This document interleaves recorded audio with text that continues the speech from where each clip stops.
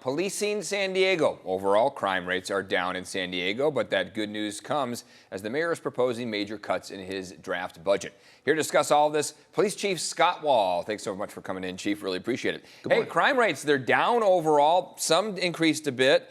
Break down some of these latest stats and how you feel about them. Well, obviously, we're very pleased. Third year in a row that we're seeing a decrease in crime here in San Diego. I'm going to equate it to three different things. One, we have outstanding partnerships here in our city. The collaboration is excellent between the community and the police department. The community has stepped up greatly to support us. Secondly, we've got top-tier policing. And we have police officers that are coming to work every day, stepping up to do the job, and they're doing well. And third, we're utilizing technology to our benefit to help take violent offenders into custody, lower crimes like auto theft. We need to continue doing more with technology to advance these numbers. You see that on the screen. Homicides down nearly 20%, shootings dropped 30%, sexual assaults down by almost 11%. The things that are up, kidnappings, anything else that concerns you, and what's the issues behind that rise? Some of those numbers can be a little bit deceiving. Some of it could be domestic violence related. We're not seeing a spike in just complete stranger kidnapping cases. We did have the one last year down in the Mission Valley Mall. Right. What allowed us to catch that guy was the smart streetlights. The second we had his license plate, we put it in the system. 2 hours later, he was in the back of a police car. Wow, impressive stuff. Let's talk a little bit about the budget here. The mayor's got some slashing that he needs to do. We have a deficit. Yeah. How is that going to impact your department? Any concerns there? Well, I'm thankful that we have $7 million in cuts, and it's not more. It could have been much worse. The city's got a large deficit that they need to make up for.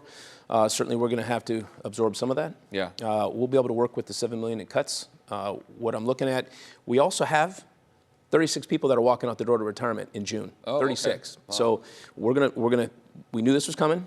We're prepared for it. What we're going to do is we're going to close down our Northwestern substation. We're going to consolidate some of that workload. The neighboring command will be able to absorb that workload. Same amount of cops stay in the field, but it allows us to cut overhead command level positions, which is going to save us $4 million out of that $7 million. I know some folks that live in that Northwestern area are concerned that that's going to be shut down, that there may be a lack of service. I know you say you're going to cover that area. Will it be the same coverage if they don't have that substation there? It'll be the same coverage because the officers are going to stay out in that area. It'll be something that we have to continually watch to make sure that response times maintain. Yeah. What my goal is I want to add more officers if they're needed to make sure that those response times, if nothing else, reduce. Okay, let's talk a little bit about the success that you've seen of this downtown walking patrol pilot program.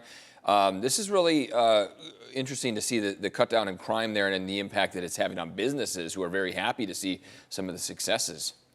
It's what community policing is all about, right? And we have officers that are out there that are present, working closely with the safety ambassadors for the Clean It Safe program.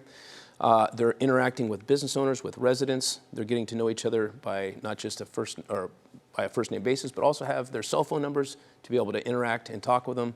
That contributes to that feeling of being safe. When you have a connection to this police department, you see these officers interacting day in and day out.